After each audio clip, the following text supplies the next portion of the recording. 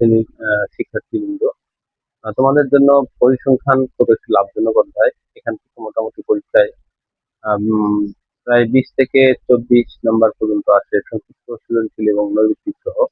এই ধারাবাহিকতায় আমি আজকে তোমাদের জন্য কিছু সংক্ষিপ্ত প্রশ্ন নিয়ে আসলাম। তোমরা একটু লক্ষ্য করো আমার বোর্ডে আসলে সংক্ষিপ্ত প্রশ্নগুলো কিভাবে আমরা করতে পারি।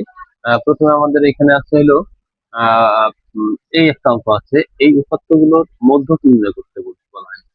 এই উপাত্তগুলোর মধ্যক, যদি আমরা মধ্যক নির্ণয় করতে চাই তাহলে আমাদের প্রথমে কি করতে হবে, উপাত্তগুলো ক্রম অনুসারে সাজাতে হবে। তাহলে আমরা সমাধান দিয়ে দেব, সমাধান লিখবো উপাত্ত সমূহকে উপাত্ত সমূহকে সমূহকে ক্রম অনুসারে সাজাই। ক্রম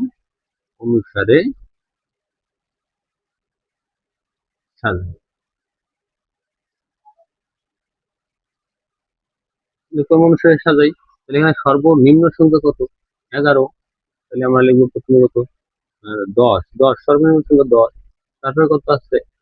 11, আমরা লিখবো 11। তারপর কত আছে? 12, 12 লিখবো। তারপর কত আছে? 13, 13 লিখবো। তারপর কত আছে? 14 নেই, 15 আছে, 15 লিখবো। তারপর কত আছে? 16 নেই, 17 লিখবো। 10, 11, 12, 13, 14, 9 আছে, এখানে ছোট সংখ্যা আছে 9। এই হচ্ছে আমাদের ক্রম অনুসারে সাজানো হলো উপাত্তগুলোকে। এখন আমরা দেখবো, এখানে লিখবো এখন n ইকুয়াল কি হবে? এই উপাত্ত কয়টা আছে? 1, 2, 3, 4, 5, 6, 7 উপাত্ত আছে 7টা। তাহলে এই উপাত্ত 7টা কিভাবে বের করলাম? যে 1, 2, 3, 4, 5, 6, 7, এখানে 7টা উপাত্ত আছে, 7 লিখলাম, যা বিজোড়।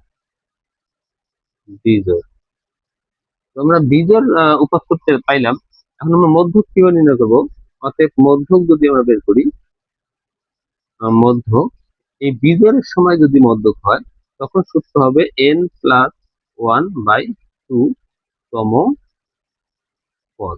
তাহলে এটা হচ্ছে বিজোড়ের সময় মধ্যকের সূত্র। জোড়ের সময় কিন্তু আলাদা সূত্র আছে, যদি এই উপাত্তগুলো জোড় হয় তখন আলাদা সূত্র আছে। তো আমরা সেক্ষেত্রে বসাই, n এর মান হচ্ছে 7+1/2 তম পদ। তাহলে 7 রেখে 8, 8 কে 2 দিয়ে ভাগ দিলে 4তম পদ, 4তম পদ। তাহলে দেখতে হবে এখন এই 4তম পদ এই উপাত্তগুলোর মধ্যে কোনটা হবে। তাহলে 4তম পদ গুণি 1, 2, 3, 4। তাহলে 4তম পদ কত? 12। তাহলে আমাদের হচ্ছে কি 12। অতএব মধ্যক কত? অতএব মধ্যক সমান 12। এটা হচ্ছে আমাদের মধ্যক বের করার সূত্র। তো আমরা এখন আরেকটা অঙ্ক দেখি, এখানে আরেক জাতীয় অঙ্ক আমরা সমাধান করার চেষ্টা করি। সেটা হচ্ছে কি, প্রথমে দেয়া আছে আমাদের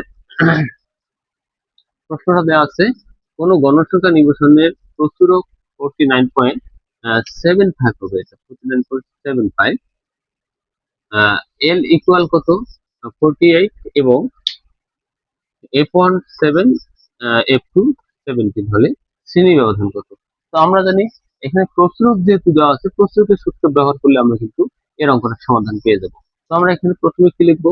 দেওয়া আছে যে মানগুলি এখানে দেওয়া আছে, সেই মানগুলি আমরা লিখবো। দেওয়া আছে এখানে কি কি মান আছে, প্রশ্নে কি কি মান আছে? প্রথমে আছে কি? প্রচুরক কি দেওয়া আছে? প্রচুরক কত দেওয়া আছে? 49.75 এটা দেওয়া আছে। তাহলে আমরা এখন আর কি দেওয়া আছে দেখবো। এল ইকুয়াল কত দেওয়া আছে? 48, f1 ইকুয়াল কত দেওয়া আছে? 7, f2 ইকুয়াল কত দেওয়া আছে? 17। আর শ্রেণী ব্যবধান, আমরা সবসময় শ্রেণী ব্যবধানকে এইচ দ্বারা প্রকাশ করি, এইচ ইকুয়াল 1। তো আমরা এখন কি করব? এইচ এর মানটা বের করব। আমরা যদি এখন প্রচুরকের সূত্র ব্যবহার করি, অতএব প্রচুরক সমান এল plus f1 by f1 plus f2 গুণন এইচ। এটা হচ্ছে আমাদের প্রচুরকের সূত্র। তো আমরা এখান থেকে এই ভ্যালু গুলো বসে দিই। প্রচুরকের ভ্যালু কত ছিল? এল এর ভ্যালু, এক্স এর ভ্যালু তোমাকে বের করতে হবে। তাহলে প্রচুরকের ভ্যালু কত? 49.75 প্লাস এল হচ্ছে কি এই 48 প্লাস f1 হচ্ছে 7 একটু হচ্ছে f1 হচ্ছে 7, একটু হচ্ছে 17 গুণন h এর মান তো আমরা বের করবো। তাহলে যেহেতু আমরা h এর এই ভ্যালুটা বের করবো, তাহলে এই ভ্যালুটা আমাদের এখানে প্রয়োজন নেই।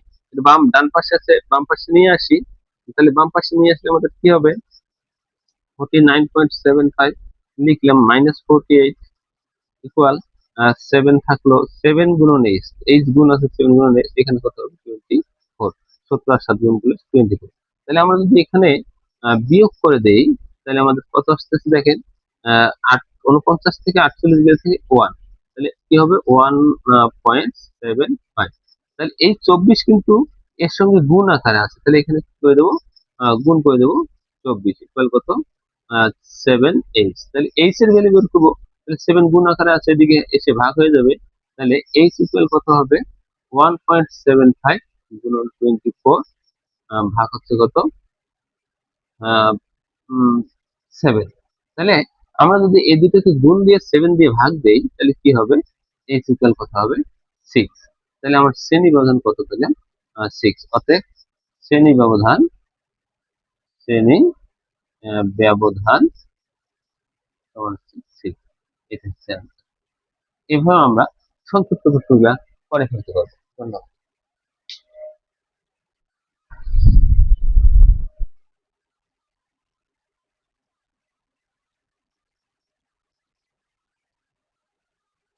আপনি